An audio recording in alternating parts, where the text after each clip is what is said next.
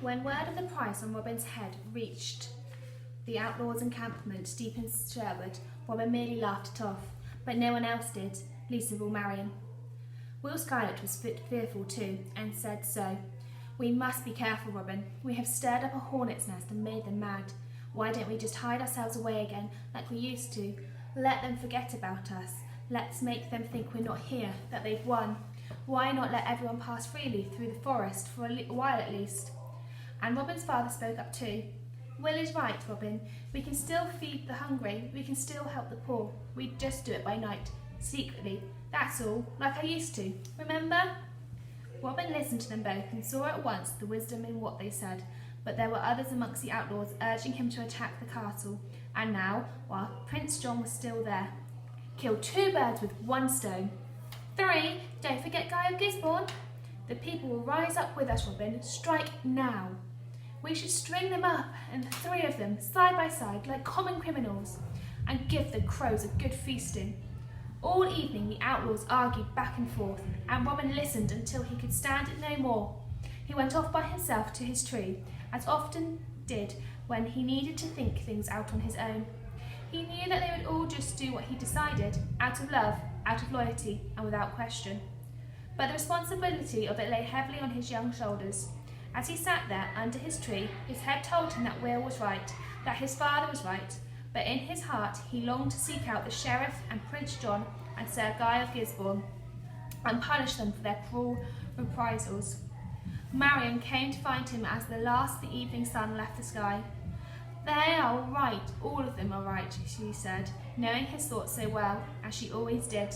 "That's what makes it so difficult, so maybe we should do everything they say." "What do you mean?"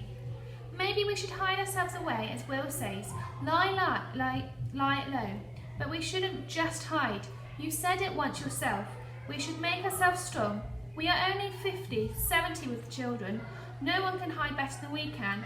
We know every inch of the forest, but as we are no match for the Sheriff's men in open combat. We can ambush, yes, strike quickly and fade away into the forest again.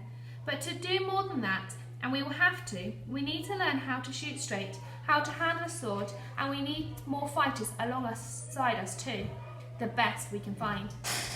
We need weapons, more weapons, better weapons. Then we can attack the wolf in his lair, but we have to wait until we are ready. When the time comes to strike, Robin, you will know it." Robin drew her down beside him. "But will the time ever come, Marian?" "If God wills it," she replied, "and he will. If we have faith, if we are true to him and do his work. After all, he brought us to safety in the forest, didn't he? And he brought us together, didn't he?" "Yes," said Robin, reaching out to touch her hair. So white, so white. She caught his hand and held it against her cheek. "Do you wish my hair were black, raven black? Are you thinking I have the eyes of a ferret?" "I was just thinking that I love you." "I know you were," Marian laughed. "I just wanted to hear you say it." So for the next few years, Robin and the outlaws hid themselves away in the deepest Sherwood, and sure enough, as Will Scarlet had hoped, the Sheriff came to believe his problems in Sherwood Forest were over. He trumpeted it about in Nottingham and at the court of Prince John that Robin Hood must be dead, or even if he wasn't, then he was too frightened of the Sheriff of Nottingham to dare show his face again. But Sir Guy of Gisborne knew better, for he had his spies everywhere, and they told him how in the markets and taverns and around the fires at night the people still talked of Robin Hood and his outlaws in the forest. All the while the poor were being fed somehow. Burned down houses were rebuilt, their stolen animals replaced somehow. Sir Guy of Gisborne had little doubt that Robin Hood was still perfectly alive and kicking too. He told the Sheriff so, time and time again, but the Sheriff brushed him aside haughtily, preferring to believe what he wanted to believe. "Don't you worry yourself, Guy," he would crow. "Robin Hood is down among the worms. We've seen the last of him, I tell you. Unless, of course, you believe in ghosts." All this time, neither Robin nor the outlaws had wasted a moment. His father, blind though he was, had taken it upon himself to shoot every one of them in the longbow. There was not one who could not now fashion a bow from the yew and their own arrows from the ash. They could use them too, boy or girl, young or old. Robin's father made them all practice every day, so that by now every single outlaw who could hold a bow could shoot straight and true. some of them almost as well as Robin himself. With Will Scarlet for his eyes, Robin's father was never happier than when he was teaching some young outlaw how to judge the arc of flight, how to let it fly without jerking. Left alone for too long, he was inclined to moods of deep, dark despair, so the outlaw saw it that he always had someone with him. All of them had known despair at one time or another, so they knew instinctively when they were needed. He treasured the time, particularly when Marion would sit by him and tell him the stories her family had brought with them from France 100 years before, stories of great mountains that touched the sky, of bears and wolves. He would listen to her stories forever. He could never hear enough of them. He knew without seeing what everyone else knew, that Robin and Marion had become inseparable. Marion spoke of it one day when Robin was out hunting. "It's not just me that loves him," she said. "We all do." "Maybe, but I love him as a father loves his sons, and you love him as a woman loves a man. For the rest, they worship him, and I wish they would not.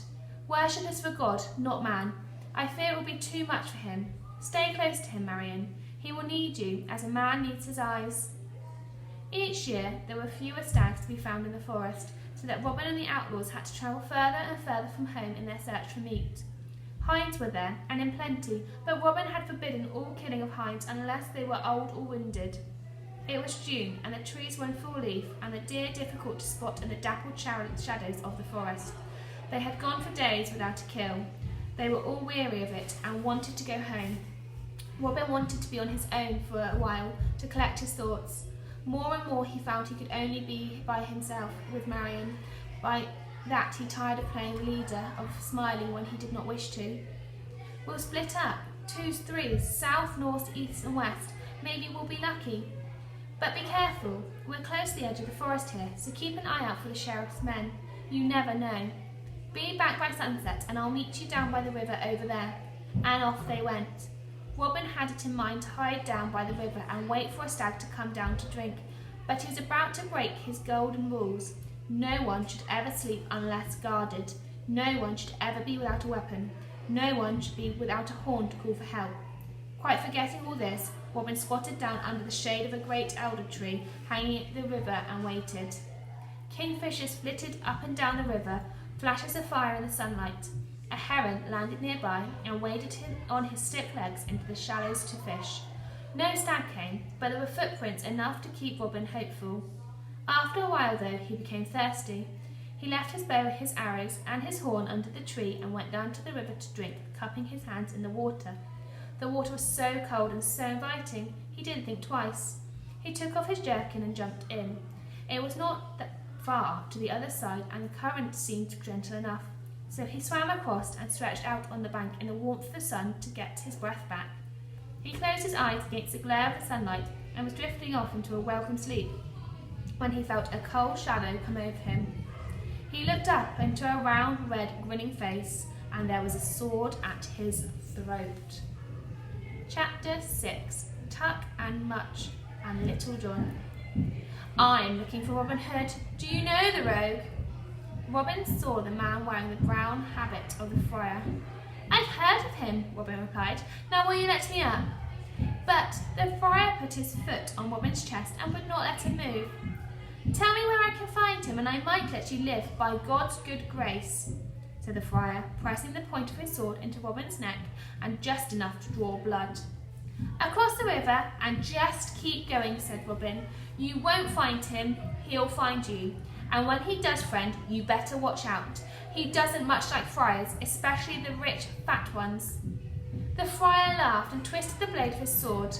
"Does he not indeed? Well, now that's a mighty unfortunate, because as you see, I'm very fat and I'm very rich too. And as it happens, by God's good grace, in my sack here I have all the silver and gold I could steal. I suppose I'd be about the richest, fattest friar you'll ever be likely to meet. And do you know something else, young man? I've this terrible aversion to water. I can't abide wet feet. So how else, I ask myself, how else am I going to cross this river?" He hit his head with the palm of his hand. Of course, silly me. You can take me, can't you? You can carry me and my sack of treasures. You wouldn't mind, would you?" The sword at Robin's throat left him little choice. Besides, he had it already in mind that if he could once get himself back across the other side of the river, then at least he could have his sword close to hand, and his horn to call for help if need be, though by the shape of the friar he did not imagine for one moment that he would need it. So standing in the shadows with the river tugging at his ankles, he braced himself and waited for the fat friar to jump on his back. When he did, it was all Robin could do to stand upright. The friar must have weighed as much as a fully grown stag.